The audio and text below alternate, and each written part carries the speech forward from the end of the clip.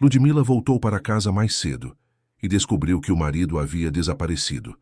Na cozinha, encontrou apenas algumas letras apagadas na toalha. Quando conseguiu descobrir o que elas diziam, sua vida desmoronou. Bem-vindos ao canal Recanto das Histórias.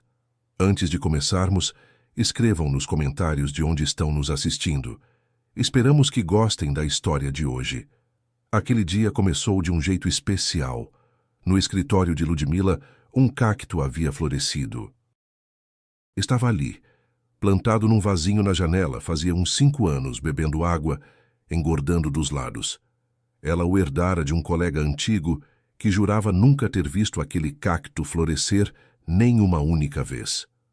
Ludmila já tinha se conformado e se convencido de que o cacto, só pela sua existência, já tornava a vida no escritório mais segura. Dizia-se que absorvia a radiação do computador, coisa de conto de fadas, mas enfim. E de repente, do nada, ele soltou um broto. Por vários dias, Luda esperou ansiosa. Quando? Quando será que ele vai florescer? E então, naquela manhã, um cacto no parapeito da janela a esperava com uma surpresa. Uma flor enorme, de um tom leitoso, encarava-a de frente. Luda soltou um suspiro e, esquecendo até de tirar o casaco, correu até a janela. Ela admirava aquele milagre, dizendo mimos ao seu bolinho espinhento. Olha só! Ele conseguiu surpreender. Acariciava o ar em volta da flor, sem coragem nem de tocá-la com o dedo. Aproximava-se com cuidado, tentando captar um perfume que não existia. Ah, floresceu! Soou a voz da colega Natália. Luda até se assustou. Não tinha ouvido a outra entrar na sala. Natália, insistente, chegou bem perto e, inclinando-se por cima de Luda, esticou a mão na direção da flor. Ela afastou a palma da colega com firmeza. Natália, não toca nele, disse Ludmila, decidida. Ele já... Eu li, floresce por só um dia, e se ficarem cutucando, murcha antes. Um dia só, surpreendeu-se Natália. Não é que... Escuta, será que existe alguma superstição com cacto florido? Ludmila também tinha essa curiosidade, mas nem deu tempo de darem uma olhada na internet quando a faxineira Tamara, que acabara de entrar, já foi logo dizendo que sim. E entre outras coisas dizem que a dona do cacto vai passar por mudanças na vida amorosa em breve. Casamento, um romance novo, o nascimento de um filho. A flor é branca, então é menina, proclamou Tamara com ar de quem sabia das coisas, sorrindo para Ludmila. Luda deu uma risadinha em resposta. Menina, já passei um pouco dos 40. Que filho? E já tenho um, só que é homem, e ele já tem 20 anos, é universitário, estuda em outra cidade. E de romance novo eu nem cogito. Isso o meu marido não ia deixar acontecer. A gente está junto há 22 anos. Casamos bem novinhos, e assim seguimos. Tamara ainda disse alguma coisa sobre mudanças financeiras, mas as esperanças de um bônus ou de ganhar na loteria também eram bem remotas. O cacto simplesmente floresceu, e superstição nenhuma tem a ver com isso, disse Ludmila com convicção, sentando-se à mesa de trabalho, bloqueando o acesso de todos os curiosos ao parapeito com a flor. Natália e Tamara se retiraram, cada uma para os seus afazeres, e assim começou o dia de trabalho.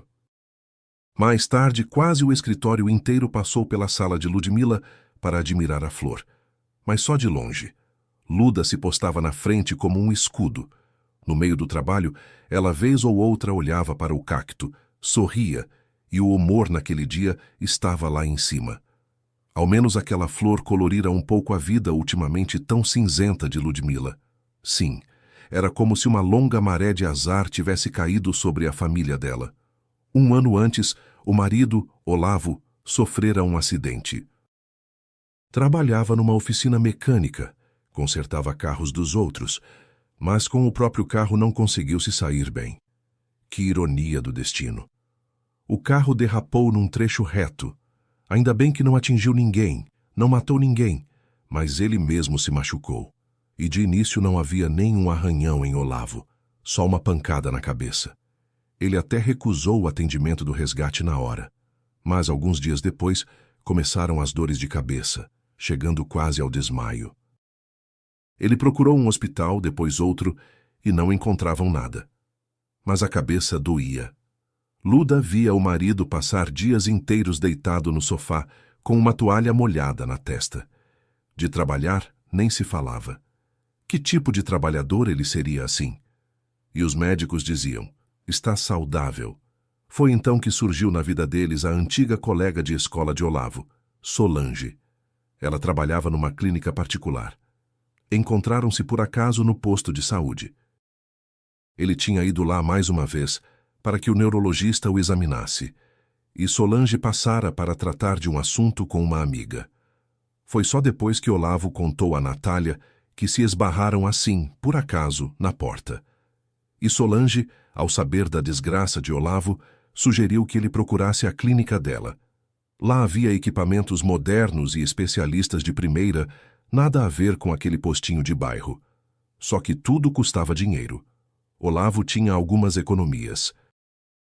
Gastou-as com os médicos, embora aquele dinheiro fosse destinado a Ilan, o filho deles, para que depois de terminar a faculdade, ele pudesse fazer um financiamento de apartamento na capital. Que importa, juntariam mais. O principal era Olavo se recuperar. Os médicos da clínica se mostraram competentes, Solange entre eles. Constataram que Olavo tinha uma tal coisinha alojada na cabeça. A cirurgia era arriscada, então era preciso um tratamento com medicamentos caríssimos. Depois deles viria o alívio. E onde arranjar dinheiro de novo? Só com empréstimo. Só que a Olavo os bancos não emprestariam, já que, com a doença, ele estava havia meio ano sem trabalhar. O patrão já o demitira fazia tempo, mas não tinha tido tempo nem forças para processá-lo. Ludmila pensou e resolveu fazer o empréstimo ela mesma. Ao filho, disse: desculpa, filho, mas por um tempo as coisas vão ficar apertadas de dinheiro por aqui.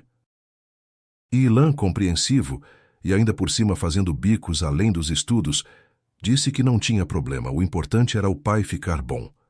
E os remédios eram caríssimos. Para o tratamento inteiro, Luda pegou quase 150 mil e logo os transferiu para a conta da clínica, pois lá trabalhavam diretamente com os fornecedores, e o soro com aquele medicamento tinha que ser aplicado lá mesmo. Olavo até criou ânimo. Começou a ir às sessões, embora Luda já quisesse combinar com a chefe do trabalho para que a liberasse por umas horinhas durante o dia. Ele mesmo ia, dizia que não estava à beira da morte. Luda entendia, e para não magoar o marido, não insistia. E logo Olavo realmente começou a melhorar, mas de voltar ao trabalho, nem tocava no assunto. Da antiga oficina o haviam demitido, para uma nova precisava de tempo, e ainda estava fraco, afinal. Sim, Luda tinha pena do marido, tantos anos juntos. Ele fora seu primeiro e único amor. A vida inteira ela o tratou como se fosse feito de cristal, sempre grata por um homem tão bonito ter, na época, reparado nela. Eles se conheceram quando ambos estudavam. Luda aprendia os segredos da biblioteconomia e da arquivística. Olavo, depois do quartel, estudava numa escola técnica para mecânico. Profissões comuns, pessoas comuns. Não sonhavam alto, só resolveram seguir juntos pela vida. A escolha de Olavo não agradou muito à mãe dele. Dona Antônia, no primeiro encontro com a futura nora, declarou que Luda mais parecia uma flor de estufa do que a futura esposa e mãe do neto dela. O que ela sabia fazer na vida de casada? Pequenininha feito um botão, magrela. Devia era brincar de boneca, não pensar em casamento. E Luda, na época, nem se ofendeu com Dona Antônia. Sim, na juventude ela era bem miudinha. Já passava dos 20, e ainda no ônibus as senhoras gritavam: menina, não te ensinam na escola que tem que dar lugar aos mais velhos? E ela cedia o lugar, claro. Já os pratos caseiros, ela sabia fazer com perfeição. Acontece que a mãe dela morreu quando Ludmila tinha 14 anos. Depois disso, foi criada só pelo pai. Após a morte da mãe, ela assumiu a casa inteira. Cozinhava bem, limpava, sabia lavar roupa e muito mais. Claro que Dona Antônia acabou entendendo que a nora não era ruim, mas mesmo assim, havia algo que não a agradava. O que abrandava o temperamento dela era o fato de a nora não ter vindo morar de favor na casa deles. Ao contrário, levara o filho para o apartamento dela, onde o pai dela vivia. É verdade que o pai de Luda morreu pouco antes do nascimento de Ilan. Já o neto, Dona Antônia, a adorou, e sempre ficava feliz em cuidar dele. Dava-lhe presentes, dinheiro, e quando ele foi estudar na capital também mandava uns trocados. Mas Luda continuava sendo a nora não amada. Enfim, a mulher se conformou com isso, e deixava qualquer resmungo da sogra entrar por um ouvido e sair pelo outro. E quem diria que chegaria o momento em que Dona Antônia dependeria inteiramente de Luda? Um derrame abateu Dona Antônia, e de um jeito que a pobre velhinha não conseguia mexer nem mão nem perna. E foi preciso que a nora não amada a levasse para morar com ela, porque se dividir entre 2 apartamentos era impossível, e para contratar uma cuidadora não havia dinheiro. E assim, num certo momento, Ludmila acabou se tornando a principal provedora da família, com 2 pessoas doentes em casa e ainda um filho universitário. Aliás, não. Ilan não pedia um centavo à mãe. Entendia como tudo estava pesado para ela. Luda tivera a ideia de vender o apartamento de Dona Antônia para quitar o empréstimo que fizera para o tratamento do marido. E ainda sobraria para viver. Mas Olavo empacou. Não se podia vender o apartamento da mãe. E se ela se recuperasse? Iria agradecê-los por deixarem-na sem teto? Pouco provável. Luda concordou com o marido, decidindo que o tempo colocaria cada coisa em seu lugar. E por enquanto, ela, como um cavalo de tração, seguia labutando. De dia, bibliotecária na biblioteca. À noite, traduzia literatura técnica de língua estrangeira para o português e ainda escrevia trabalhos de conclusão e monografias para algum universitário preguiçoso. Claro que todo o serviço doméstico também estava sobre os ombros dela. Não que o marido não ajudasse, ele passava muito tempo em casa, mas na maioria das vezes ajudava moralmente. Ora ficava um pouco com a mãe, ora pegava as contas e a correspondência da caixa do correio. E de vez em quando, lavava uma louça ou descascava uma batata. Já Luda, depois do trabalho, cozinhava, limpava, lavava. Somava-se a isso o cuidado com uma pessoa acamada. Luda tratava bem Dona Antônia. Nunca uma vez a recriminou por como a sogra falava dela antigamente. E a velhinha, que perdera a fala, apenas gemia e chorava. Luda entendia o quanto era difícil para ela. Calma, Dona Antônia. Ainda vamos casar o nosso Ilanzinho. A senhora vai dançar no casamento dele, dizia Luda enquanto trocava a roupa da sogra. Também com um sorriso pacientemente, ela a alimentava, a lavava, simplesmente conversava. A doença de Dona Antônia acabou até aproximando-a da nora. Luda mais de uma vez comentou com Olavo que ele raramente conversava com a mãe. Você está em casa o dia todo mesmo. Ocupado com quê? Cobrava Luda cada vez mais, vendo à noite o cobertor de Dona Antônia caído no chão, o copo vazio da água. Podia ter coberto a mãe, dado água a ela. Nem falo do horário dos remédios. Já basta eu não esquecer dos meus remédios, retrucava Olavo, agarrando a cabeça. Eu também durmo depois das sessões. Entende? Ainda estou muito fraco. E Luda não conseguia responder nada. Ao redor só doentes, só ela sã. Ela estava muito cansada. Cansada das obrigações constantes da casa, cansada do trabalho, dos bicos e o mais pesado de tudo, das dívidas. E olha que trabalhava feito uma condenada. Só que mesmo assim o dinheiro era pouco. E para ela mesma, com certeza, não sobrava. E Luda sonhava havia tanto tempo em viajar para o mar. O mar. Uma vez lá na infância, uma única vez ela estivera lá, com a mãe e o pai. A mulher ainda se lembrava daquela sensação de felicidade infinita, quando as ondas mornas tocam os seus pés, quando um vento suave sopra no rosto e você tem vontade de rir por rir e de correr, correr pela beira ao longo da areia dourada, enquanto lá no alto gritam as gaivotas. E não muito longe mar adentro, ouve-se a buzina de um navio com outros banhistas em volta. Eles também sorriem e riem. E o principal, você se sente protegida. porque perto de você estão as pessoas mais queridas, mamãe e papai. Meu Deus, como isso foi há tanto tempo. Já casada, Luda algumas vezes tentou convencer Olavo a fazer um esforço e viajarem para o litoral. Mas a resposta era sempre a mesma. E onde é que eu vou arranjar tanto dinheiro? E depois do que a gente vai viver? Em princípio, ele tinha razão.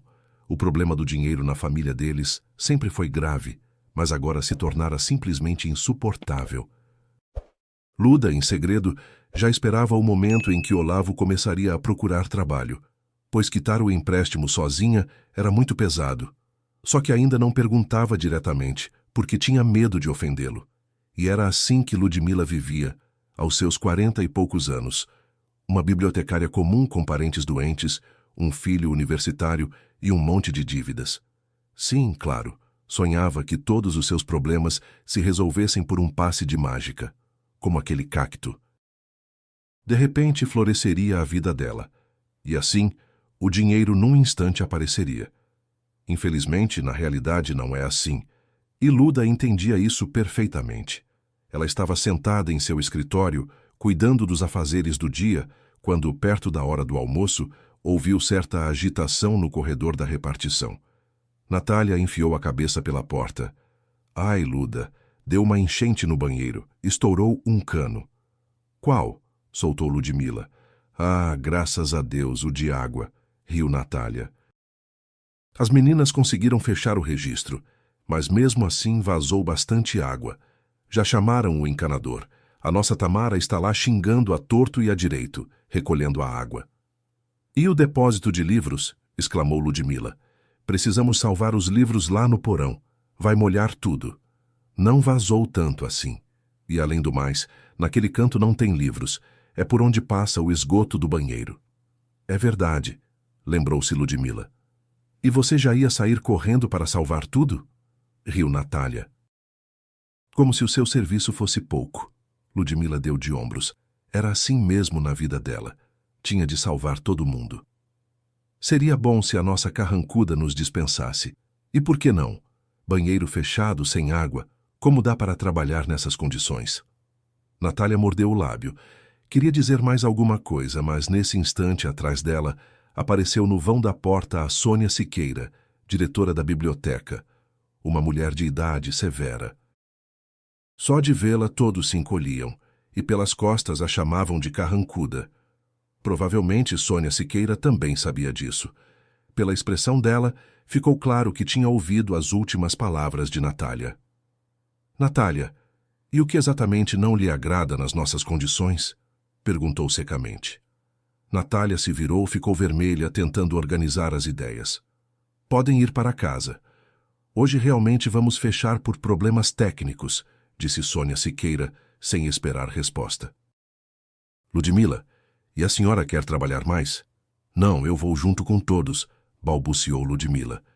E quando a diretora saiu, Natália piscou para ela. Viu como no fundo ela é gente boa, essa mulher. Logo Natália e Ludmila saíram do prédio da biblioteca. Natália, animada com um dia de trabalho tão curto, ia dar uma volta pelas lojas em busca de roupas novas. Chamou Ludmila para ir junto, mas esta tinha na carteira as últimas notas, e em casa a sogra acamada, o marido doente. Eles a esperavam. Que ainda precisava terminar a monografia de mais um pé rapado, senão fazia tempo que não mandava dinheiro para o filho. Ilan, embora não pedisse, o coração de mãe apertava a cada vez. Ficava preocupada. E se o filho dela estivesse com fome, por que não tinha dinheiro? Sobre isso ela falou francamente com a amiga. Ai, Luda, você bem que podia pensar em você mesma de vez em quando. A amiga balançou a cabeça. Está bem. Sei que por enquanto não dá para te convencer. E elas se despediram no ponto de ônibus. Perto de casa, Ludmila entrou no mercado, comprou frango e maçãs. Por algum motivo, deu vontade de fazer um assado e uma torta de maçã para agradar o marido e a sogra também. Dona Antônia, aos poucos, já conseguia engolir pedacinhos, sendo que não fazia muito tempo, Luda só a alimentava com comida amassada. Isso significava que a sogra estava, sim, melhorando. Comprado o necessário, guardando na carteira as últimas moedas, Luda seguiu para o prédio imaginando como o marido ficaria surpreso ao vê-la tão cedo. Ela já estava livre. Luda até esqueceu de quando voltava para casa num horário desses. Cada vez mais chegava tarde, depois de enfrentar o trânsito no ônibus. "Cheguei!" gritou Luda no corredor de entrada. Respondeu-lhe o silêncio. A mulher ergueu as sobrancelhas, surpresa. Será que Olavo ainda estava na clínica? Ela deu uma olhada na cozinha, na sala, no quarto. Ninguém. No antigo quarto de criança, agora ocupado pela sogra, soou um ruído. A sogra tinha acordado. "Dona Antônia, cheguei mais cedo hoje", disse Ludmila com um sorriso entrando no quarto dela. Ela sempre procurava sorrir mais diante da sogra, pois acreditava que emoções positivas às vezes curam tão bem quanto remédios. "Cheguei e o Olavo não está", suspirou ela, como que esperando ouvir uma resposta da sogra. Mas esta apenas olhava para a nora. O lábio inferior dela começou a tremer. "O que foi?", franziu a testa Ludmila. "Não fique triste. Ele saiu. É o mais provável. Já vou até a cozinha guardar as compras e passo aqui de novo, depois a gente come." Ludmila apressou-se para a cozinha, pegando na entrada a sacola com o frango, colocou-a sobre a mesa e, de repente, de forma totalmente automática, passou a mão pela toalha de plástico. Alguma coisa prendeu o olhar dela. Ludmila observou com atenção e então enxergou com clareza a marca de algumas palavras, mal visíveis na toalha branquíssima. Era a letra do marido. Ele obviamente escrevera algo num papel, e aquele texto ficara impresso na toalha. "Estrelinha, você é o meu amor." Eram essas as palavras. Estrelinha. Ludmila começou a tremer. Para quem ali o marido dela declarava amor? E ainda por cima em forma de carta. E então foi como se um raio a atingisse. Solange. Não era esse o nome da colega de escola dele? A mesma que trabalhava na clínica onde ele se tratava. Não, isso não pode ser. Olavo ama a ela, a Luda. Nunca, na relação deles, houve sequer um indício de que algo estivesse errado entre eles. Mas então o que significavam aquelas palavras? Era claramente a letra dele. E onde estava ele? As perguntas, uma atrás da outra, despejavam-se mentalmente sobre Luda e para nenhuma delas ela tinha resposta. Para ao menos esclarecer alguma coisa, ela discou o número do celular do marido. Ele demorou a atender, depois soou a voz dele, insatisfeita ou meio sonolenta. "Sim, Luda, oi." "Oi, querido. E você, cadê?" perguntou ela. "Como assim, cadê?" Na voz do marido soaram notas de surpresa. "Em casa, cochilei depois do almoço." "Em casa?" repetiu ela, perplexa. "E por que você está ligando? Aconteceu alguma coisa?" "Ah, não, eu só queria perguntar como está a dona Antônia. De manhã achei que ela estava meio abatida demais. Será que a gente não devia chamar um médico para dar uma olhada nela?" "Está tudo normal com ela", respondeu Olavo com irritação. "Ela está dormindo. Eu a alimentei, dei os remédios. Tudo normal." "Ah, que bom", respondeu Ludmila, quase inaudível. "Está bem, desculpa, continue dormindo." E encerrou a ligação. Ela ficou parada, entorpecida. Olavo estava mentindo para ela, e com que cara de pau, e totalmente convicto da própria impunidade. O que a impressionou não foi nem tanto o fato de ele a estar enganando, mas a atitude dele com a mãe. Dona Antônia, obviamente, não tinha comido nada desde a manhã, desde que Ludmila saíra para o trabalho. Vejam só, até a xícara dela continuava ali na beira da pia, onde a própria Luda a deixara. E o prato dela no mesmo lugar, no armário de louças. Normalmente, à noite, quando Luda chegava, ambos estavam sujos na pia, onde Olavo os punha depois de dar de comer à mãe. E então, uma nova ideia a atingiu. E se ele já fazia isso havia tempo? Não alimentava direito a mãe e depois, às pressas, enfiava qualquer coisa nela junto com os remédios. Luda foi até o quarto de Dona Antônia. Era isso mesmo. No porta-comprimidos estava a dose do almoço. Ou seja, Olavo não dava os remédios à mãe na hora certa. Talvez fosse por isso que Dona Antônia demorava tanto a voltar a si. Mas aquilo era demais. Olavo não era assim.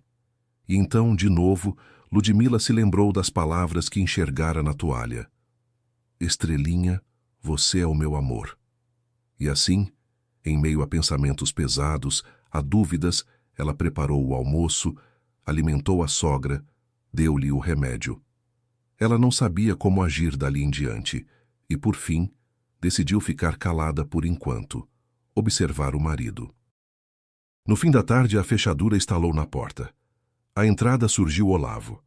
Luda, nesse momento, estava sentada na sala vendo televisão. Ah, você já está em casa? O rosto dele mudou.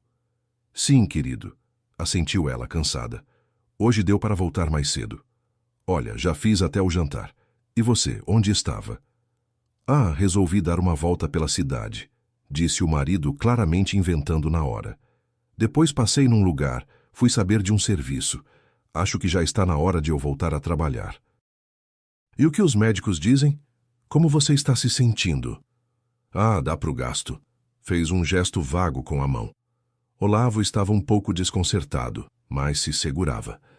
Passou no quarto da mãe, cumprimentou-a, perguntou como ela estava. Dona Antônia resmungou alguma coisa. Está bem, mãe, descanse, disse Olavo e foi para o banho. E lá se demorou. Demorou muito no chuveiro. E Ludmila cada vez mais se convencia de suas suspeitas. O marido tinha uma segunda vida. Olavo se comportava como se nada fosse. Jantou sem nem perceber que o jantar tinha sido feito havia várias horas. Depois assistiu à televisão, ficou vidrado no celular. Ludmila nunca prestara atenção nisso, mas naquela noite compreendeu. Seu marido claramente trocava mensagens com alguém. E notou com surpresa, quando ele se afastou, que havia uma senha no celular dele, no momento em que a tela acendeu. Com a sua eterna correria, Luda nem conseguia lembrar desde quando. Depois, tendo preparado a sogra para dormir, ela ainda passou algumas horas no notebook, escrevendo a monografia. Olavo foi deitar, dizendo que a cabeça tinha voltado a doer. Em outra ocasião, Luda já estaria aflita, procurando o comprimido certo, mas agora apenas assentiu em resposta. O comportamento dela surpreendeu um pouco Olavo, mas ele não disse nada, foi para o quarto. Ludmila trabalhava, mas pensava em outra coisa. Como pôr o marido contra a parede? Nisso ela pensou deitada ao lado dele, ouvindo a respiração tranquila dele no sono, e já pegando no sono, entendeu como deveria agir. De manhã, cumprido o ritual de sempre com a sogra, trocar de roupa, lavar o rosto, comida, remédios, Luda se preparou para o trabalho, olhando satisfeita para a conta. O dinheiro da monografia já havia caído, então agora não precisava quebrar a cabeça sobre com o que alimentar a família daqui para frente, e ainda dava para mandar um trocado para o filho. Quando ela já estava no corredor de entrada, do quarto surgiu Olavo. Já vai saindo? Sim, na hora, assentiu ela. A que horas você tem que ir à clínica? Perguntou ela. Olha, não durma demais. Ela acenou para ele e apressou-se porta afora.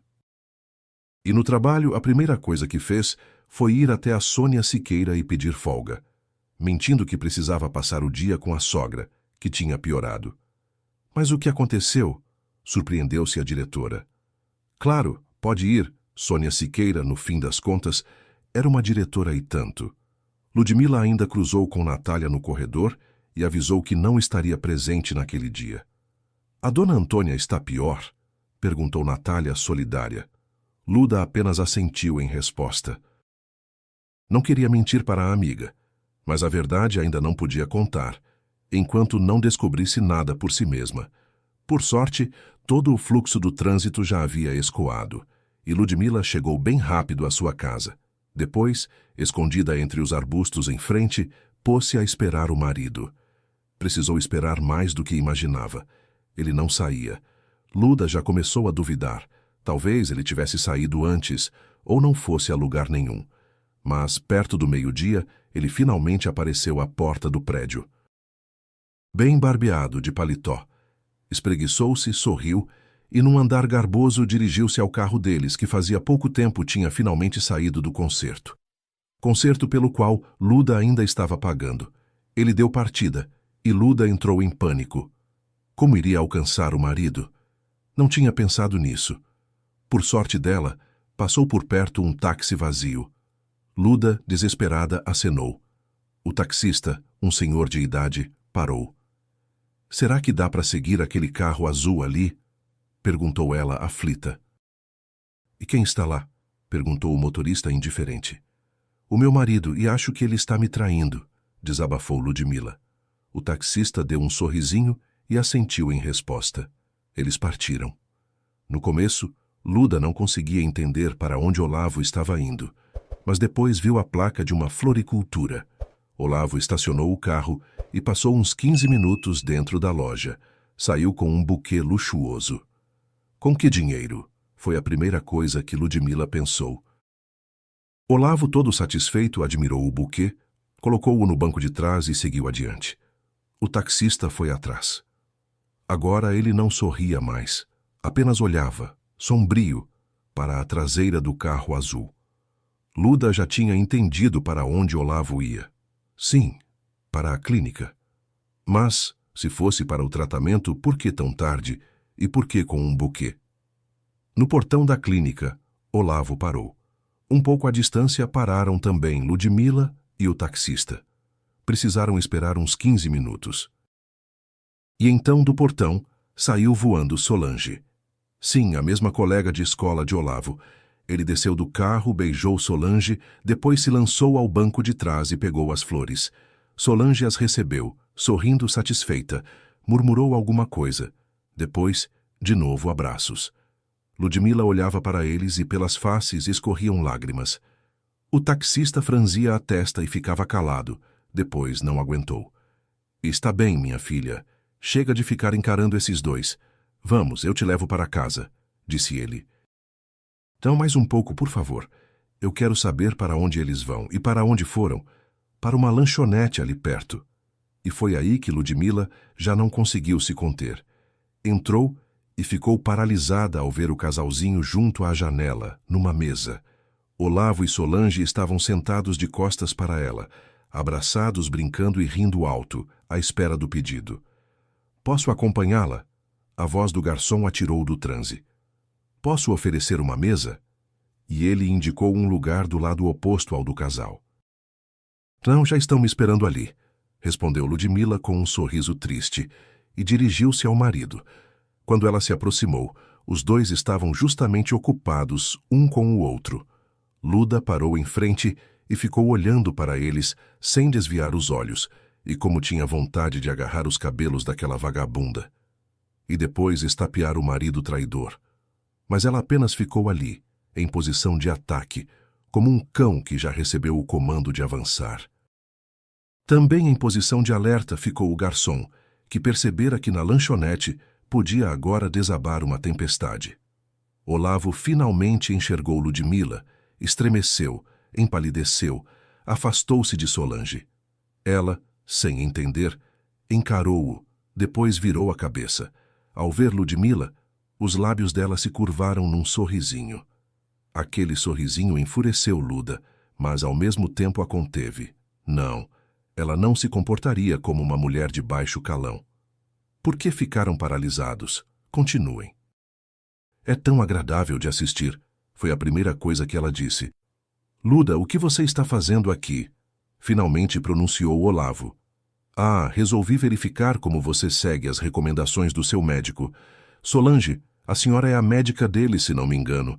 Permita-me perguntar, que método é esse que a senhora está aplicando agora? Falou Ludmila, contendo as notas de fúria na voz. O amor, minha querida, respondeu Solange, com uma risadinha atrevida. É isso, sem se acanhar. E por que dois apaixonados teriam que se acanhar de alguém? Perguntou Solange, olhando-a nos olhos, e voltou-se para Olavo todo corado. Olavinho, será que já não está na hora de explicar à sua galinha de esposa que ela já pode dar o fora? Luda, me desculpa, pigarreou Olavo com voz rouca e se levantou. Entre mim e a Solange é tudo sério. A gente está junto há tempos. Há tempos. Bom, aconteceu assim. O que fazer? O que fazer? Eu então faço um empréstimo para o seu tratamento. O ano inteiro te carrego nas costas, cuido da sua mãe, sustento os estudos do nosso filho. E você? Você fica se divertindo com essa desgraçada. Ludmila elevou a voz. O garçom ali perto ficou tenso, mas briga não houve. Aqueles três apenas conversavam. E o que você esperava, querida? Respondeu Solange no lugar de Olavo. Você ofereceu ajuda. A gente não conseguiu recusar. Já, gente, que ligação você tem com isso? Ludmila lançou-lhe um olhar furioso. Ai, como você é bobinha. Solange caiu na risada. Olavinho, vai, conta para sua esposa tapada como é que são as coisas. Solange, não precisa. Olavo se constrangeu e olhou de esguelha para a esposa. Luda, vamos conversar em casa. Ludmila, sem entender, alternava o olhar entre um e outro e já começava a compreender alguma coisa. Não disse mais uma palavra. Simplesmente se aproximou e estalou no rosto do marido uma bofetada, tão forte que o garçom soltou um "oh" e depois saiu da lanchonete batendo a porta. Aqueles dois, ela não queria mais nem ver, nem ouvir. Precisava esclarecer outra coisa. Só agora, Ludmila se deu conta. Afinal, a quem ela entregara o dinheiro que pegara para o tratamento do marido? Ela o passara pessoalmente às mãos de Solange. Sim, esta depois lhe trouxera uns papéis, mas Luda pouco entendera deles. Olavo garantia que fazia o tratamento na clínica, mas será que era verdade? E se ele a estivesse enganando desde o início? Ludmila conseguiu ser recebida pelo diretor clínico e perguntou como andava o tratamento de Olavo Guerreiro. Afinal, fazia quase meio ano que ele frequentava a clínica. Guerreiro, o diretor ergueu as sobrancelhas. Não me lembro desse nome. Ele ligou para a recepção e logo lhe trouxeram os documentos. Vejamos, ele foi examinado, está tudo bem com ele. Ele não faz tratamento aqui, disse o médico, mas a médica dele é a Solange Ribeiro. Ela me mostrou documentos. Eu entreguei o dinheiro a ela para o tratamento do meu marido. Soltou Ludmila. A Solange? Não, o seu marido só fez uma consulta com ela. Respondeu-lhe o médico. Ludmila entendeu tudo. O marido e a amante simplesmente a haviam passado para trás. E como provar isso agora? O diretor não quis se apressar em conclusões. Olha, isso é uma acusação séria. A doutora Solange é uma profissional com boa reputação aqui na casa, e eu não posso sair apontando o dedo para ninguém sem provas, disse ele ponderado. Mas garanto que vou apurar isso internamente, verificar os registros e os pagamentos. Agora, sobre o que houve entre a senhora e o seu marido, isso a senhora vai ter de resolver por conta própria. Ludmila, com as pernas bambas, saiu da clínica e chegou a um banco.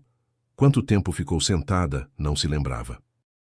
Depois viu o marido chegar de carro à clínica e deixar Solange. Eles não anotaram. Ai, querido, espera, quase esqueci. Luda ouviu a voz de Solange. Solange correu até outro carro. Novinho, bonito, apertou o botão do alarme, tirou um embrulho e o entregou a Olavo.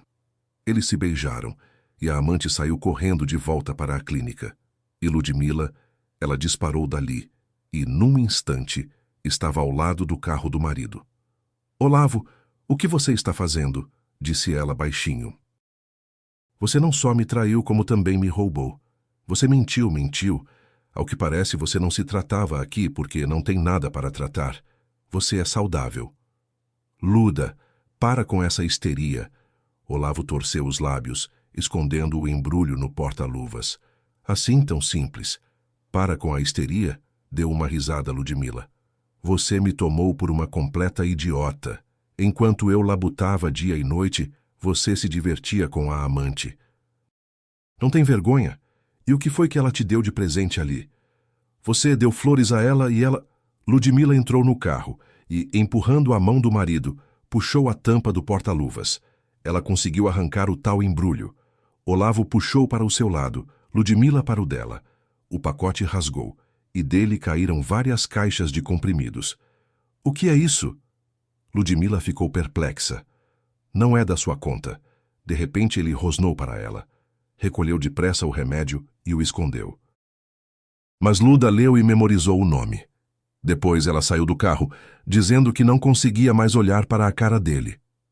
"E o dinheiro você vai me devolver", disse ela surda. "Luda, que dinheiro?" Ele sorriu com desfaçatez. "Não entendo do que você está falando. O empréstimo gasto no seu tratamento. Só que o tratamento, como se descobriu, você não precisava. Você não me deu nada. Prove o contrário." E com a insolência com que ele falava, Ludmila entendeu. Olavo estava confiante em sua impunidade. Ela caminhava pela cidade e as lágrimas cobriam-lhe o rosto, e mesmo assim, algo não a deixava em paz. Ela se lembrou de novo daqueles comprimidos. O que era aquilo? Para que Olavo precisava deles? Ludmila sentou-se num banco no parque e pegou o celular. Digitou no buscador o nome do medicamento e o que ela descobriu a deixou em choque. Era um poderoso psicotrópico, aplicado em pessoas em clínicas especializadas. Mas para que Olavo precisava daquilo? E então, uma nova suspeita, que simplesmente não podia ser verdade. E se, mesmo assim, fosse? Não. Luda se sentia ótima. Mas Dona Antônia, apesar dos cuidados, apesar da massagem que a nora fazia regularmente, não melhorava. Cada vez mais se transformava num vegetal, e os médicos só abriam os braços. E nos últimos 2 meses, não colhiam mais o sangue dela para exame. E se o amado filho estivesse dando esses remédios à mãe? Mas para quê? A resposta era uma só. Por causa daquele mesmo apartamento que pertencia a Dona Antônia. Agora ficava claro para Ludmila por que Olavo não quisera, logo de início, declarar a mãe interditada por decisão judicial e vender o apartamento dela. Porque nesse caso o dinheiro iria para o pagamento do empréstimo já existente e para ajudar o filho. E agora ele se preparava para tomar posse e dispor daquele apartamento sozinho, sem precisar do trabalho todo com a justiça. Simplesmente um dia se tornaria herdeiro e pronto. Ludmila ainda assim não acreditava que o marido fosse capaz de tanto, afinal viveu tantos anos com ele. Mas não via outras respostas para as suas perguntas. Ludmila apressou-se para casa. Olavo estava em casa como se nada fosse, vendo televisão. Dona Antônia dormia. "E você acha que a gente vai poder continuar vivendo assim?" perguntou Ludmila ao marido logo da porta. "E daí? Eu tenho registro aqui, tenho o direito", respondeu ele. "Sabe, até que é bom que agora você esteja a par do que rola entre mim e a Solange. Não precisa mais dessa fachada da clínica, e de ficar rodando por motel eu já estou cansado, e depois vir correndo para casa para você. Deus, como estou cansado de ver essa sua cara eternamente insatisfeita." "Então dá o fora daqui se está cansado. E vou dar mesmo, só que um pouco mais tarde", declarou ele com desfaçatez. Quando levar a sua própria mãe ao túmulo com esses comprimidos, Ludmila enunciou a sua suspeita. O rosto de Olavo se contorceu. Ele deu um salto, agitou os braços, começou a gritar que ela estava falando bobagem. Como é que ela ousava cobrar qualquer coisa dele? "Está bem, eu reconheço que estou errada. Se o exame de sangue da Dona Antônia mostrar a ausência de quaisquer substâncias estranhas", pronunciou Ludmila com a voz trêmula. "Amanhã mesmo vou chamar uma enfermeira, para colher sangue para a perícia." "Isso para quê?" "Não ouse, deixa ela ficar quieta. De qualquer jeito, não me resta muito, graças aos seus cuidados. Se eu estiver errada, então me explique que comprimidos são esses." "Não é da sua conta. Então é o seguinte, ou você dá o fora imediatamente do meu apartamento." "Seu?" "Sim, meu. Este apartamento, se você bem se lembra, veio dos meus pais. Qualquer juiz vai estar do meu lado." "Ah, é assim. Ou amanhã eu ligo para a polícia, para o hospital, e declaro que você está envenenando a sua própria mãe. Vá embora pelo bom caminho." Olavo, de certo modo, se abateu. Depois se virou para a janela, pensou em alguma coisa. "Está bem, eu vou. Além do mais, tudo isso me deixou tão exausto. E não pense que eu tenho medo das suas ameaças. Elas não têm fundamento. Simplesmente você me encheu o saco. E a minha mãe também. Deus me perdoe." Ele juntou depressa as coisas e, já saindo, de repente se virou e perguntou: Como é que você foi parar naquela lanchonete? Eu vi um bilhete na mesa. Que bilhete? Estrelinha, você é o meu amor. Você levou o papel, mas a marca ficou. É isso, querido. O romantismo te dedurou. O que escreve bilhetinhos para a amante? Como você é boba. A Solange tem razão, aquilo era um bilhete para o buquê. Eu sempre escrevo para ela desses recadinhos fofos. Dessa vez escrevi na cozinha. Vacilei. Para você eu nunca escrevi. E você não merecia, e ela merece. A Solange eu já amava desde a escola, depois ela foi estudar na capital, voltou médica, casou aqui, depois se divorciou. Vivemos tantos anos na mesma cidade, e não nos encontrávamos, e depois esbarramos no posto de saúde. E foi o destino. Ah, mas para que estou te contando? Você não vai entender mesmo. Olavo fez um gesto com a mão e saiu. E Luda, que tinha se segurado o dia inteiro, de repente estremeceu por inteiro, e as lágrimas jorraram em torrente dos olhos. Ela uivava como uma loba, mordendo o travesseiro para que a sogra não a ouvisse. Embora dificilmente ela fosse acordar, pois Olavo obviamente conseguira, antes da chegada de Luda, dar à mãe o remédio da Solange. Luda adormeceu já de madrugada, e todo esse tempo ela chorou a sua vida, pensou no divórcio que se aproximava. E ele com certeza aconteceria, pois viver com aquele homem ela claramente não conseguiria, e ainda a atormentava a questão de como explicar tudo a Ilan. Afinal, Olavo continuava sendo pai dele, e ela não gostaria que o filho descobrisse como ele realmente era. E ainda, o que fazer com Dona Antônia? Já era quase uma ex-sogra, mas Luda não conseguia simplesmente abandoná-la. Levá-la para onde? Para uma casa de repouso? Não, ela mesma continuaria cuidando, mesmo que o filho tivesse se revelado um canalha. Também a preocupava o estado da sogra. Perguntava-se se deveria ir à polícia denunciar Olavo. Decidiu não lavar roupa suja em público. Só trocaria as fechaduras do apartamento e depois ainda precisaria dar entrada no divórcio. E mais uma vez, no dia seguinte, Ludmila não foi ao trabalho. Primeiro ligou para a diretora e pediu uma semana de licença, sem vencimentos. Sônia Siqueira resmungou, mas concordou, ao saber que a sogra não estava melhor. Depois, Ludmila chamou um chaveiro e ele trocou as fechaduras. No fim da tarde, a mulher chegou ao cartório, onde deu entrada no pedido de divórcio. E Olavo não ligava, não aparecia. Provavelmente por horas se instalara na casa da Solange. Mas, tarde da noite, tocou outra ligação. Era Ilan. Oi, mãe. Ela ouviu a voz alegre do filho. Como vocês estão? Não consegui falar com o papai. Ah, o papai agora está em viagem de trabalho, soltou Ludmila sem pensar. Viagem de trabalho? Que viagem? Ele voltou a trabalhar. E como está a saúde dele? Ele já se recuperou, filho. E sim, voltou a trabalhar. Foi comprar umas peças para os carros. De novo na oficina mecânica. É? E a vovó, como está? Também melhor. E você, como vai? Mãe, eu acho que vou casar. Como assim, acha? Filho, você ainda nem se formou, exclamou Ludmila. E daí? Eu e a Nayara estudamos na mesma turma. Ela é lá do norte. A gente namora há tempos. E pensamos, já basta desse namoro solto. A gente se ama. E por que você está tão preocupada? Você e o papai casaram nessa mesma idade. É verdade. Depois da temporada de provas a gente quer ir aí. E depois vamos dar uma escapada até a família dela no norte. Ai, filho, não sei. Mas se o coração diz que ela é a sua pessoa, então case, suspirou Ludmila. Sim, havia muito tempo o coração dela também dissera a mesma coisa. E o que deu nisso?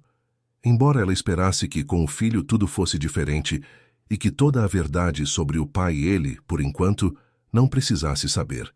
E depois começou a rotina que Ludmila dedicou inteiramente à sogra. Não que antes ela não cuidasse dela, sempre cuidou, mas agora simplesmente não arredava pé, acompanhando o estado dela. Ludmila corria de manhã para o trabalho, na hora do almoço se apressava para ver a sogra, depois voltava ao trabalho, e as noites passavam juntas. Agora só as recomendações do médico, massagem e relações afetuosas. E Dona Antônia ia se recuperando. Ludmila ainda não queria acreditar que o filho pudesse encher a mãe de comprimidos. Mas uma conclusão ela já tirara. Apenas com uns poucos dias, sem a presença de Olavo, Dona Antônia ficou mais animada. E no terceiro dia, conseguiu até fechar a mão em punho. O progresso era claramente visível. E lá pelo fim de semana, Dona Antônia de repente voltou a falar. No começo sílabas, depois palavras, uma voz baixa, rouca e insegura. Mas Dona Antônia claramente estava voltando à vida. A primeira conversa com sentido aconteceu num domingo. "E onde está o Olavo?" perguntou a sogra com voz trêmula. "Ele não mora mais aqui", respondeu Ludmila após uma pequena hesitação. "Você o expulsou." Ludmila ficou calada, sem saber como responder, para não ferir a sogra. "Então expulsou", sussurrou Dona Antônia, e suspirou fundo. "E fez muito bem, menina." Ludmila olhava para ela já surpresa, e a sogra, reunindo um pouco de forças, começou o seu relato. E o que Luda ficou sabendo a chocou ainda mais. Ao que parecia que Olavo enganava a esposa, Dona Antônia descobrira bem antes de Ludmila. Simplesmente um dia, ela o vira com a outra na rua e exigira explicações. Olavo não escondeu. Contou, rindo, como havia passado a esposa para trás, como Ludmila fizera o empréstimo e entregara o dinheiro à amante dele. Depois, com esse mesmo dinheiro, os dois compraram um carro novo, bonito. Provavelmente fora ele que Ludmila vira na clínica. Dona Antônia ficou chocada. Ela exigia que o filho caísse em si e parasse de encenar aquela comédia diante da esposa. E, claro, insistia para que ele largasse aquela Solange. Mas por acaso Olavo a ouvia? Não. Um dia ele foi até ela e passou a exigir que a mãe vendesse o próprio apartamento. "E para onde eu vou, filho?" assustou-se então Dona Antônia. "A gente compra uma casinha no interior para você e eu preciso começar o meu próprio negócio." "É para isso que vai o dinheiro do apartamento. Cansei de trabalhar para os outros", declarou Olavo. Claro que Dona Antônia recusou, e então Olavo começou a gritar com ela. A gritar de um jeito assustador. A mãe não reconhecia o seu amado filho tão zeloso. Ele exigia, ameaçava, sacudia os punhos diante do rosto da mulher idosa, e foi então que ela passou mal. E o que Olavo fez? Não, ele não chamou o resgate, mas pôs-se a vasculhar o apartamento dela. Olavo sabia que a mãe tinha uma quantia considerável. Sim, só ele sabia. E a encontrou e depois foi embora, deixando a mãe agonizando.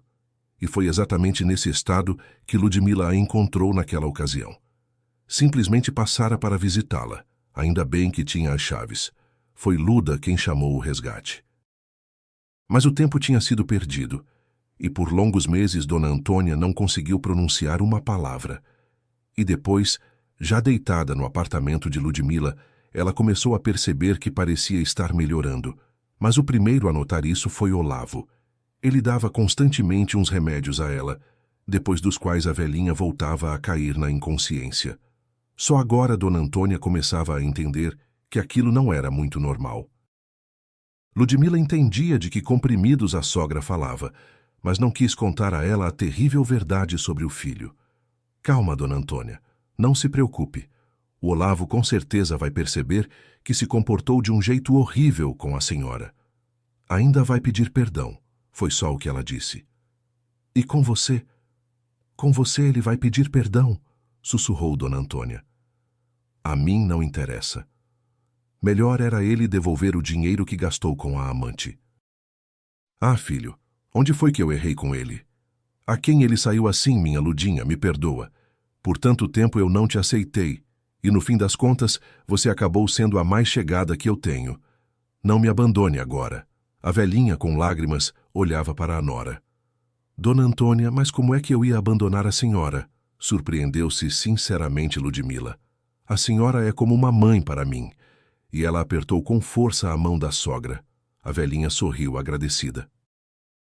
Depois começaram os longos dias de recuperação continuada. Ludmila corria de manhã para o trabalho. Na hora do almoço se apressava para ver a sogra, depois de novo o trabalho. e as noites passavam juntas. Agora, só as recomendações do médico, massagem e relações calorosas. E Dona Antônia ia melhorando. Em um mês já conseguia até sentar apoiada nos travesseiros e conseguia segurar a colher sozinha. A médica da unidade de saúde notava com alegria o progresso. Nesse ritmo, Dona Antônia, logo a senhora vai dançar, brincava a doutora. E a velhinha sorria satisfeita em resposta, apontando para a nora. Pois, se não fosse por Luda, nada disso teria acontecido.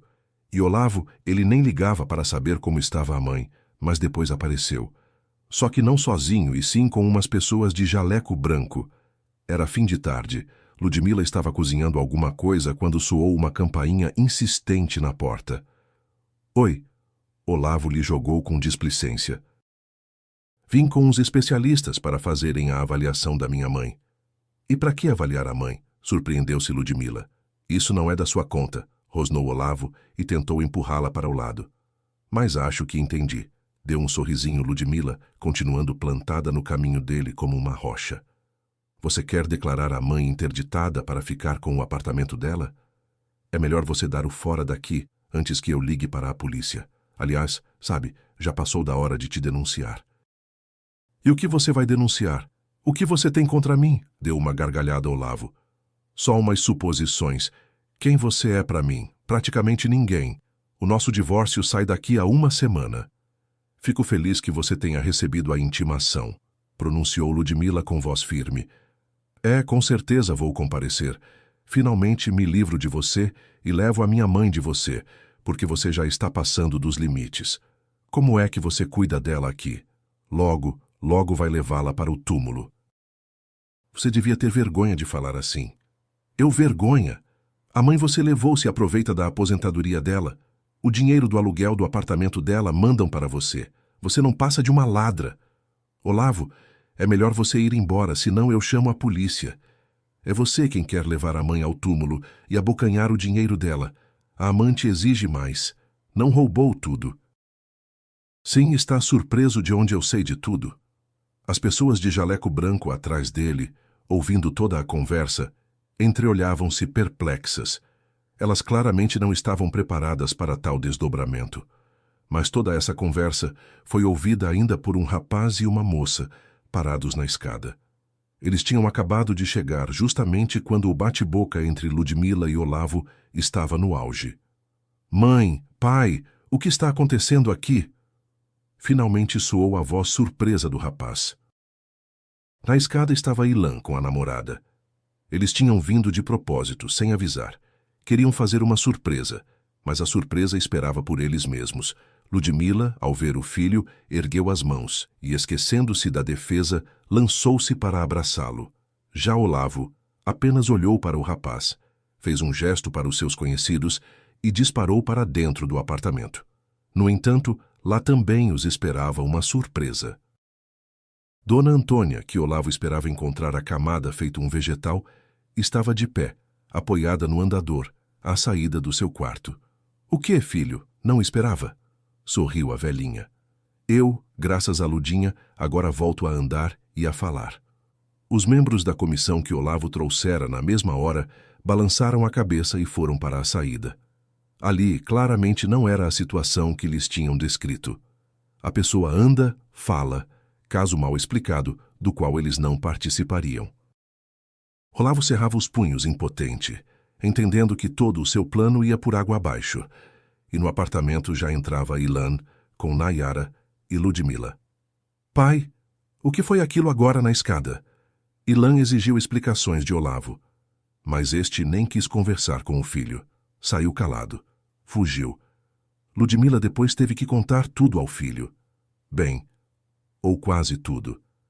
Mas até o que Ilan ficou sabendo o chocou. Ele sempre considerara o pai um homem de família exemplar. E ali, como que uma pessoa estranha. Ele perdeu a cabeça pela Solange dele, respondeu com amargura Dona Antônia. Ah, e ainda vai pagar por isso. Vovó, mas por você eu estou muito feliz, sorriu Ilan. Ele apresentou a namorada a Ludmila e a Dona Antônia. Nayara mostrou-se uma moça muito educada e gentil. Rapidamente, desviou a conversa da família para assuntos mais leves, e os quatro passaram um bom tempo tomando chá. Os jovens compartilharam seus planos. Festa de casamento eles não queriam, só assinariam os papéis dali a alguns meses. E à luz dos últimos acontecimentos, isso era até mais acertado. Luda já concordava com tudo. É a vida deles, que a construam sozinhos. O importante era a confiança, e não como acabou dando com ela e Olavo. 2 dias depois, os jovens partiram para o norte, para a casa dos pais de Nayara. Com o pai, Ilan não voltou a se ver, e Olavo de forma alguma se manifestava. De novo se escondera. Da vez seguinte, Ludmila encontrou-se com ele no tribunal. Abatido, nervoso. Ele olhava para Luda com raiva. No tribunal exigia a partilha do apartamento. Mas nada lhe coube, e Ludmila conseguiu até removê-lo do registro do apartamento. Passou-se um tempo. Ilan e Nayara se casaram. Ludmila foi visitá-los na capital para o registro, conheceu os pais de Nayara. Estes se mostraram gente de boas posses, compraram um apartamento para os jovens. Mas não era isso o principal. Ludmila via que eram simplesmente pessoas honestas, e ali sim havia relações verdadeiras. Que Deus permita que Ilan e Nayara tenham o mesmo. Passaram-se mais alguns meses. Dona Antônia continuava morando com a nora, alugava o próprio apartamento. Para onde Olavo tinha ido, ninguém sabia, e nem sinal de Solange.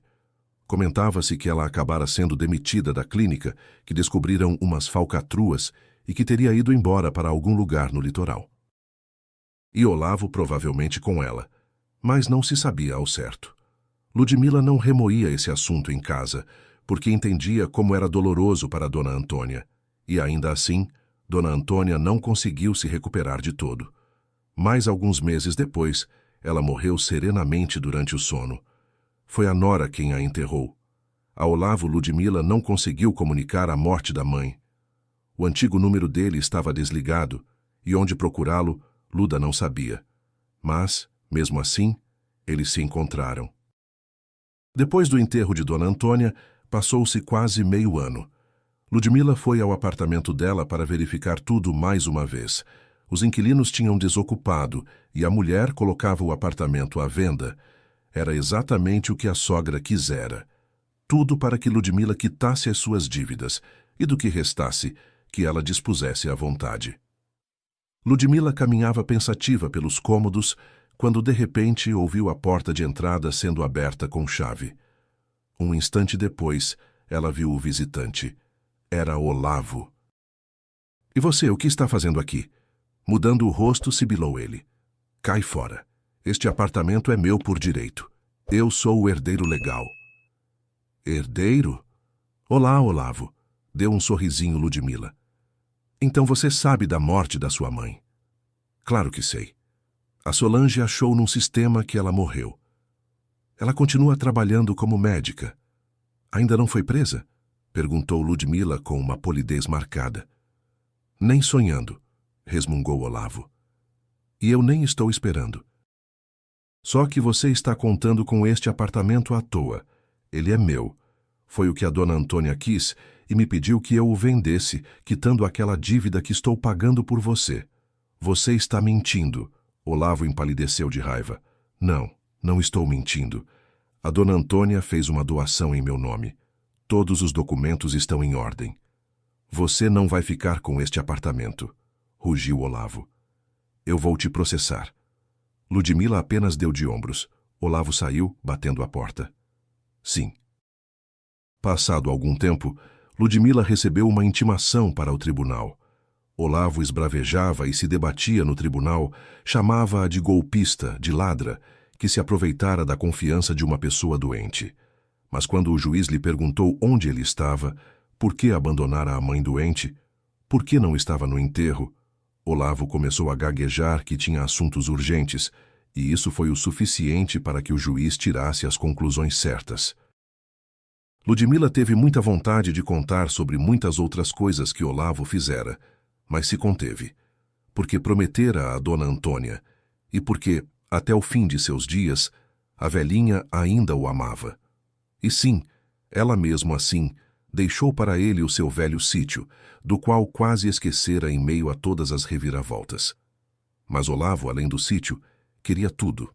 No entanto, o veredicto do tribunal foi categórico. O apartamento pertencia por direito a Ludmila. Ao fim da audiência, Olavo apenas lançou um olhar de raiva a Ludmila e foi embora. E ela, com surpresa, de repente percebeu que já não sentia mais nada por aquele homem. Nem amor, nem raiva, cansaço e indiferença. Só isso. Passado algum tempo, Ludmila vendeu o apartamento e conseguiu quitar todas as suas dívidas.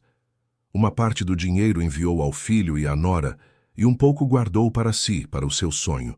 Sim, ela até hoje sonhava em conhecer o mar. E então, numa manhã de verão, no seu primeiro dia de férias, ela já voava de avião para onde há ondas, sol e areia. Estava nervosa como uma menina, e por muitos motivos.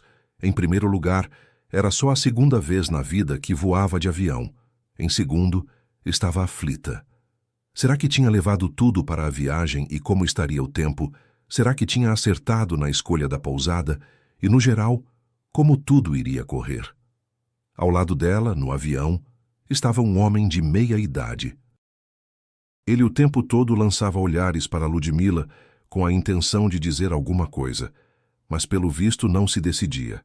E só quando eles já estavam bem no alto, no céu, ele falou: "Moça, desculpe, mas será que a gente já não se viu em algum lugar?" Ludmila olhou surpresa para aquele homem robusto, mais ou menos da idade dela, num caro traje de verão. Claramente, entre os conhecidos dela, não há almofadinhas assim. Ela apenas deu de ombros. "Duvido", disse cortante.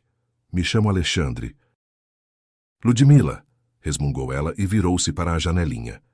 Alexandre entendeu que a companheira não estava disposta a conversar. Ele sorriu. O dia não tinha começado bem. Embora em tudo se devesse procurar também os pontos positivos. Ele tivera que voar hoje com urgência para uma reunião de negócios, para fechar um contrato. Não havia passagens na classe executiva. Ficou um pouco chateado. E eis que ao lado dele há uma mulher simpática e jovem. Pensou em bater um papo, se distrair, mas ela ali, fechada. E mesmo assim ele a tinha visto em algum lugar. O avião já descia para o pouso, quando Alexandre se lembrou onde havia encontrado Ludmila. Ela tinha ido ao banco dele para solicitar um empréstimo. Ele se recordava bem porque, naquele dia, aquela mulher miúda chamara a atenção de todos no setor de crédito. Estava tão aflita, quase às lágrimas, contando que precisava com urgência do dinheiro para o tratamento do marido, que era caso de vida ou morte. Havia algo de tão desamparado nela que ele acabara intercedendo pessoalmente para que aprovassem o empréstimo, apesar de haver dificuldades no cadastro. Por isso, a lembrança tinha ficado gravada. E agora, ela voava ao lado dele. "E como está o seu marido?" perguntou ele, quando já estavam saindo do avião. "O marido?" surpreendeu-se Ludmila. "Eu me lembrei da senhora. A senhora solicitou no nosso banco um empréstimo para o tratamento dele", confessou Alexandre. "É mesmo?" deu um sorrisinho Ludmila. "E o senhor decora todos os seus clientes assim?" "Nem todos, mas da senhora eu me lembrei. A senhora estava tão aflita naquele dia que era impossível esquecer", sorriu Alexandre. "E tem esses olhos cor de azeitona." "Olhos verdes são olhos de desgraça", sorriu de novo Ludmila. Por algum motivo ela começava a gostar da conversa com aquele homem. "Pena que já estamos na saída." "E eu acho que são olhos de felicidade", disse baixinho Alexandre. "O seu marido teve muita sorte." "Talvez, mas ele não soube dar valor", respondeu Ludmila, após uma hesitação sem saber bem por quê. "Bom, é hora de nos despedirmos. Tudo de bom para a senhora, e obrigado por ter ajudado naquela época." Embora, isso não importa. Agora é tudo passado. E assim eles se separaram no aeroporto. Depois Ludmila se hospedou na sua pousada e começaram as suas tão esperadas férias. O seu sonho se realizou. Ela mergulhava nas ondas mornas, tomava sol na areia quente, comia todas as delícias imagináveis e inimagináveis dos vendedores da praia e simplesmente aproveitava tudo aquilo. A maré de azar recuara, E o que era isso senão felicidade? E depois eles se encontraram por acaso numa rua daquela cidade litorânea. Luda tinha saído para ver os pontos turísticos locais e Alexandre simplesmente passeava. Sim, ele já deveria ter voado de volta, mas alguma coisa o segurava ali. Não, ele sabia o quê, melhor quem. Ele queria de novo ver aquela gentil mulher de olhos verdes. E foi assim que eles se encontraram e se aproximaram um do outro. Sorriram. Sobre o que conversaram dali em diante não importa. Mas todo o restante das férias no Mar Luda passou com Alexandre. A cidade natal, eles voltaram já juntos. Alexandre também tinha, nas costas, relações complicadas, depois um divórcio difícil. Agora, a ex-esposa vivia com a filha no exterior, e ele já estava sozinho havia alguns anos. Mas então encontrou Ludmila e não quis mais deixá-la ir. Eles se casaram discretamente, sem pompa. Mas na imprensa mesmo assim vazou a informação de que o coração de um conhecido banqueiro agora estava ocupado. A eleita dele fora uma mulher humilde e não uma modelo qualquer. Claro que muitos se surpreenderam, mas por acaso os apaixonados se importam com essas conversas ociosas? Eles estão juntos, e é isso o que importa. Sim, como naquela canção, encontraram-se duas solidões, e o seu trabalho Ludmila não abandonou. Embora Alexandre sinceramente não entendesse para que ela ia até lá. Afinal, pagam uma miséria. É que eu simplesmente amo o que faço, sorria Ludmila. E mesmo assim, após um tempo, ela teve que deixar o emprego. Os médicos proibiram terminantemente qualquer tipo de agitação. Brincadeira? Engravidar com quase 45 anos. Sim, Ludmila e Alexandre se preparavam para ser pais. Luda, no começo, ficou em choque. Quase uma avó. E ainda por cima nessa. A nora Nayara ia dar à luz dali a alguns meses. E o que iriam dizer o filho e a nora? No entanto, eles reagiram de forma positiva à notícia. «Mãe, isso é sensacional!» exclamou Ilan, quando Ludmila lhe contou tudo por telefone. «Estou muito feliz por você, e a Nayara também. E eu por vocês, meus queridos», respondeu emocionada Ludmila. Quando Ludmila foi ao trabalho buscar as suas coisas, quem a recebeu foi Natália. «Ai, o que eu vou te mostrar?» piscou a colega. «Eu me mudei para o seu escritório», e ela chamou Ludmila para acompanhá-la. Ali, no parapeito da janela, o cacto tinha florescido de novo. Quase 3 anos sem florescer. E eis que... Solene, pronunciou Natália. E olha que a superstição funciona mesmo. É certeza de mudanças. Na época aquilo foi um choque, não uma mudança, respondeu Ludmila com apreensão, examinando a flor. Mas foram justamente elas que te levaram à felicidade, observou Natália, e apontou com a cabeça para a barriga. Aliás, o seu vai ser o quê? Menina, sorriu Ludmila. Não é que funciona mesmo, exclamou Natália, encantada, e as amigas riram, olhando para a flor enorme, branca como leite. No tempo certo, Ludmila deu à luz uma menina saudável, e tudo na vida dela recomeçou do zero. E agora ali não havia mais marés de azar. Mas com Olavo, um dia a vida dela voltou a se cruzar. Ligaram de outra cidade e comunicaram que o marido estava no hospital. Ludmila, no começo, ficou tão assustada pensando que fosse uma desgraça com Alexandre, mas depois entendeu que se tratava de Olavo. Acontece que ele sofrera um acidente e a situação dele era grave. Ele claramente já não conseguiria mais andar. Ele já não é meu marido, ele deve ter outra mulher, respondeu Ludmila. Havia uma aqui, respondeu após uma pausa a interlocutora.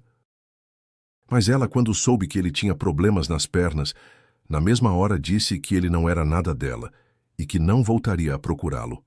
E é preciso dar alta a ele. Mas para onde? Ele deu o número de telefone da senhora. E ainda assim eu também não sou nada para ele, pronunciou Ludmila. Mas depois suspirou, lembrando-se de Ilan. Mas pelo nosso filho em comum, vou pensar no que posso fazer por ele. Sobre essa situação, ela contou a Alexandre. Ele compreendeu a esposa. Sim, Olavo não merecia nem perdão nem atenção. Recebeu o que mereceu. Mas a Ilan, que é um rapaz e tanto, e como ele viveria sabendo que o pai está em algum lugar, ao Deus dará. Alexandre conseguiu um acordo com uma boa casa de repouso, onde internaram Olavo. Ali há cuidado e tratamento, e é o melhor que eles poderiam fazer por ele naquele momento. Ilan, quando soube de tudo, ficou desnorteado. O pai numa instituição. Será que isso está certo? Sim, ele estava magoado com ele por causa da mãe, mas é o pai. Uma vez, Ilan chegou até a visitar aquela casa de repouso. Só que Olavo, ao ver o filho, começou a vomitar impropérios. Ilan ficou abalado. O que tinha acontecido com o pai dele? Amargurado, cheio de ódio de todos, tendo agido de forma vil, ele agora achava que os outros é que eram vis. Mas ele, claramente, já não tinha mais jeito. Que viva como vive, e que agradeça aos outros pelo perdão e pela misericórdia. Embora quando é que ele ainda vai entender e dar valor a isso? Mas a vida é longa. Ilan voltou para a sua família, a quem sempre protegeria e para quem seria escudo, para a esposa e o filho. E Ludmila, às vezes, se lembra do passado. É incrível como as coisas acontecem na vida. Às vezes uma miudeza qualquer muda tudo. Afinal, se ela não tivesse visto naquela ocasião a inscrição quase imperceptível na simples toalha de plástico, o que seria dela agora? Pelo visto, existe mesmo alguém lá de cima que compõe o roteiro da nossa vida. E o principal é sempre continuar sendo uma pessoa de bem. Aí então virá ela, a verdadeira felicidade. Obrigado por terem escutado esta história. Se gostaram, se inscrevam no canal e deixem seu like. Para vocês é um gesto simples, mas para nós faz toda a diferença.